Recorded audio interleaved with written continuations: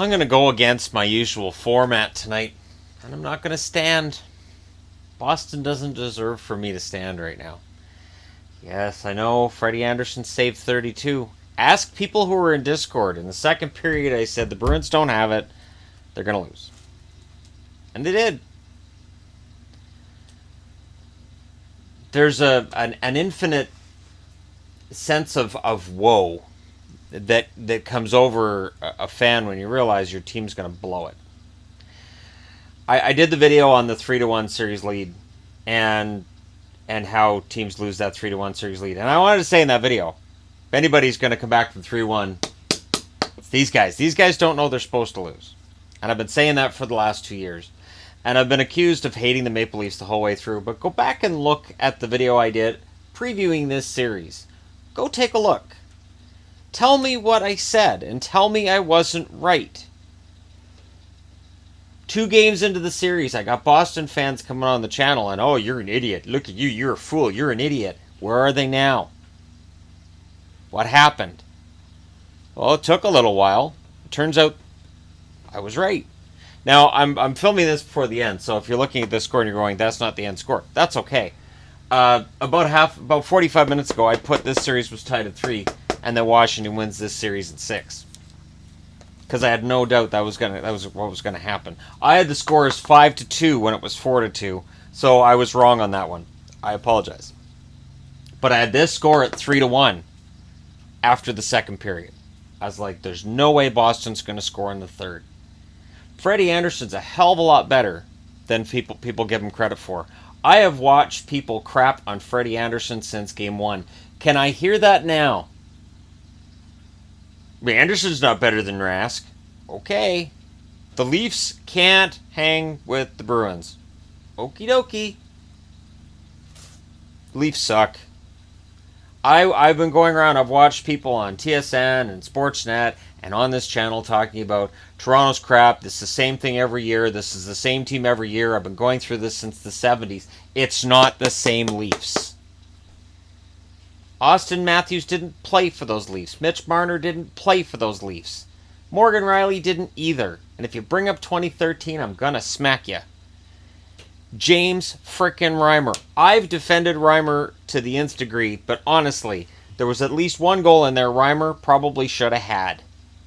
That comeback shouldn't have happened. DeBrusk scored the goal. The only goal Boston had, he scored that first. That was his third of the playoffs from Krejci. And then we saw Nylander score his first from Kadri and Zaitsev. Kadri being back has made a huge difference. Before the series, I said I like Kadri. Now, I don't necessarily like the way he plays, but I tell you, as a checking center, the guy's pretty fantastic, and he can score, too. Pretty good passer. Marner gets his second from Plekanec and Hainsey, and then in the third with the empty netter, Plekanec gets his second from Marner and Zaitsev. Mitch Marner is a star in the NHL. Notice, no Austin Matthews. That's bad news for Bruins fans. They beat us without needing Austin Matthews. So before people start trolling Matthews and start trolling the Leafs, they really should think about this. The Leafs have done it as a team all year. Yes, the record during the second injury to Matthews wasn't great, but you know what? The Boston Bruins record was fantastic while Bergeron was out. And they've lost 2 since Bergeron came back. So should they sit Bergeron the next game? I saw the pregame, they were like, oh, they've scratched Heinen and put in Wingles. And I went, what? You need goals. What the hell are you sitting Heinen and putting in Wingles for? I don't care. I don't care if Heinen lost his right arm, I'd still have him out there ahead of bloody Wingles. And I like Wingles, but not over Heinen. It's a minute and 48 seconds before the end of this other game here between Washington and Columbus. And I have to say, I envy the Columbus team and their energy level. So let's just start calling the goals before the game's technically over. And I apologize to Columbus fans because I'm not trying to run over what you guys are going through. Just as a Bruins fan right now, kind of choked. A little bit. They've had 2 opportunities to knock Toronto out, and they failed both times. They do not deserve to win this series going home. They don't deserve to beat Toronto on Wednesday. They deserve to lose. And if they lose to Toronto on Wednesday, I'm talking blowout. I'm talking 4-0. I'm talking 5-1. I don't want Bruins fans to have any excuse to say, well, we were close, and really it's just that Anderson stole the series. It's not that Boston didn't play well. I don't want that to be an excuse. Although it would be funny if that was an excuse, since we were hearing after Game 2 about what crap Freddie Anderson was. There was one comment even about, and I'm trying to remember who said it, said, let's just go with McElhinney in the third game. And I'm like, are you kidding me? Orlov opened the scoring for Washington tonight with his first from Niskanen and Stevenson. Columbus tied it up on Foligno from Murray and Cole. And then Ovechkin decided this is his series. Ovechkin scores his fourth from Orpik and Juice. Then Ovechkin scored his fifth from Karlsson and Kuznetsov. Kuznetsov's had some fantastic games in this series. I'm just throwing that out there. In the third, Dubois scores his second from Calvert. And then it turned. Empty net goal. It turned. Devontae Smith-Pelly with his second. Then Stevenson scores a goal that really, honestly, both the Smith-Pelly and Stevenson goal, Bobrovsky shouldn't allow those. Bobrovsky should not allow those goals. Stevenson from Beagle and Orpik. And then Columbus, Foligno scores his second from Jenner and Bjorkstrand. And at the end of this game, the scoreline's going to look ugly for Columbus and ugly for Bobrovsky. And I have to say, I know Bobrovsky stole game 2. That's the problem. You need a goalie that can steal you the games that are the most important. This game. That's what you need. So I'm going to go ahead and pause this now until this game's over and get into the rest of it. All right, so there you have it. Lars Eller gets the empty netter from Jay Beagle. 6-3 is your score. Holtby makes 35 saves on 38 shots. Bobrovsky saves 22 out of 27. That means is if you thought, hey, Columbus is getting a lot more shots. Yep. Holtby's making the saves. Yep. And look at the other end of the ice. And I don't say that to disparage Bobrovsky. It's just there's a time where you go, you know what? For us to reach the next level, we have to look at what parts of our game failed in this series.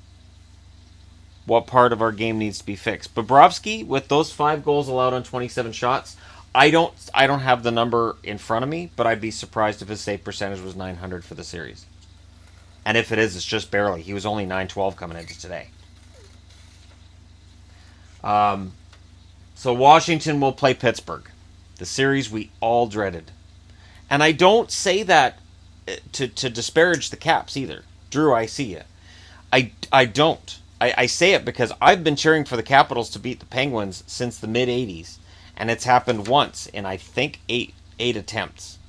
I know it's a lot.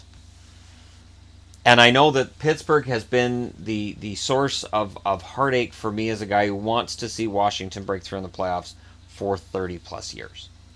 Goes back to that 1987 quadruple overtime when it comes to just being gutted as a Washington Capitals fan. I wanted the Islanders out so bad, and the Capitals couldn't pull it off. And I feel that way tonight with Boston. Not that I want Toronto out that badly. I don't. I think, honestly, because this is a 7-game series, Tampa's home and cold right now, I think Tampa kills whoever comes out of this series. I really do. But, tonight it was gut check time. Capitals showed up. The Leafs showed up. Tuukka Rask showed up. Freddie Anderson showed up. Bergeron was checked into the ground. Watch the footage. Bergeron's checked into the ground. And the Bruins just couldn't finish. A lot of shots, no finish. It almost feels to me like Boston getting that 2-0 series lead was a problem. Boston getting that 3-1 series lead was a problem. Because it hid the flaws in their game. It made them too confident. And I would be shocked if Boston wins Game 7. And again, like I said, I've taken a lot of flack. And at no period in this series did I say, well, Toronto's out. No. Because I know better. I've watched Boston blow a 3-1 series lead before. I've watched them blow a 3-0 series lead before. This is not new territory for me. And when a fan says Boston's not losing this one, you're crazy. All I think is, you're new. You're young. I remember that optimism. I remember 1990. I want to say it was 91. Yeah, it would have been my senior year in high school. And the Bruins were playing Pittsburgh. And I remember going, yeah, we could beat Pittsburgh. Oh, yeah, no, we're good. Just shut down Mario and Pittsburgh will fall. We're going to win the cup this year. Didn't turn out that way. And that was where the ego took a hit. And that was after 90 when Edmonton wiped us out. After I was like, this year Boston's going to win a Stanley Cup because this is it. Nope. 1988. Boston's got to win one. No, they don't. So yeah, I'm well aware. You know, yeah, 2011 they win the Stanley Cup. That's great. Don't get fixated on 2011 because it's 2018. Those guys are all 7 years older.